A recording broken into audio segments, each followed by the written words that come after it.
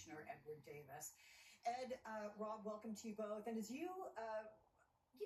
not as you, Ed, are you surprised that this suspect, Vance Belter, is still at large? I'm curious what law enforcement is doing to track him down. Right.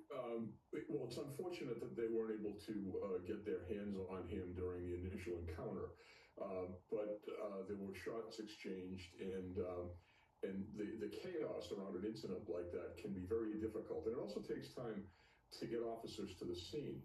I mean, I can't compliment the local agency enough for checking other areas, other politicians' homes, and that was really what stopped the onslaught and actually could have saved many lives. So it was a real heads-up play.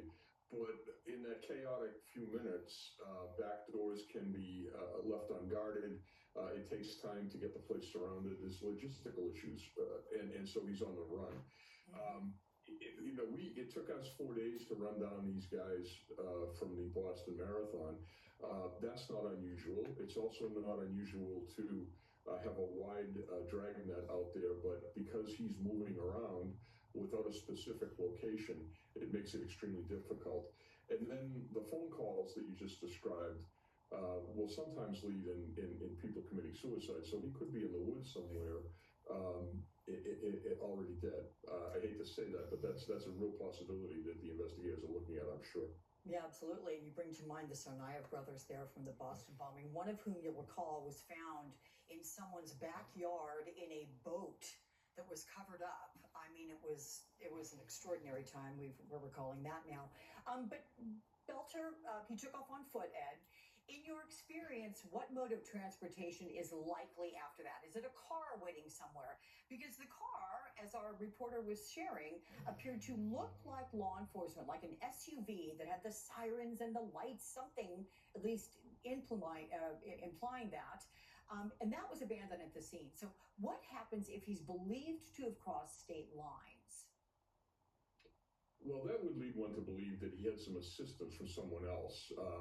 If he lost his vehicle, he either had somebody pick him up, or he was able to either commandeer a vehicle or steal one.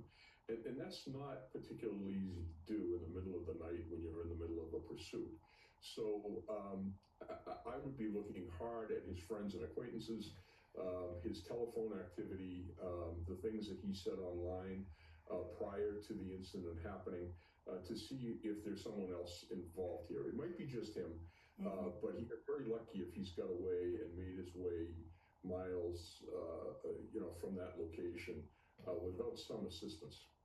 Well, we are getting word, again, Adrian Broadus reported Sibley County is a focal point right now for all of you. Remind you of that, about 85 miles or so southwest of Minneapolis. So, Rob, we all heard Belter's roommate and best friend, what he said about him in that very tear-filled testimony. He was surprised. He said this was out of character for his friend. And then there's the text message from the suspect who was apologizing to his friend. I'm curious how common this kind of communication is after a violent act, and who else police may want to talk to. Yeah, I think he planned this all in his head. Obviously wasn't talking to other people about it unless he had someone in his movement that may have agreed with him on this, but obviously the roommates didn't. I think it's probably common that they try to get word out to some folks that, they think they may not see again. He did say that about, being killed soon, but the fact that he wore a mask during the initial one, it looked like a latex mask. He didn't want to get caught, and I think that was to go after other targets. But he now may think, since his plot was kind of foiled a bit, it might end in a shootout again. They fantasize about how this is going to go.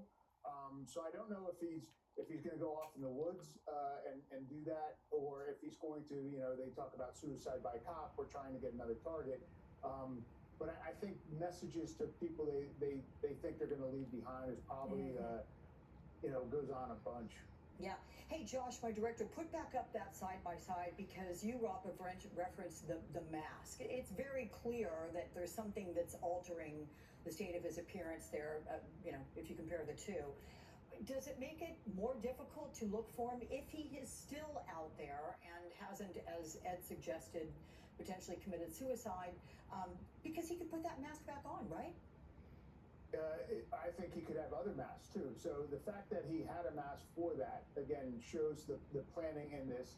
The fact that he was taken with the picture after it with the cowboy hat, but there's all kinds of planning. So they're definitely looking at his credit card purchases, Amazon purchases, as they're doing all the search warrant stuff.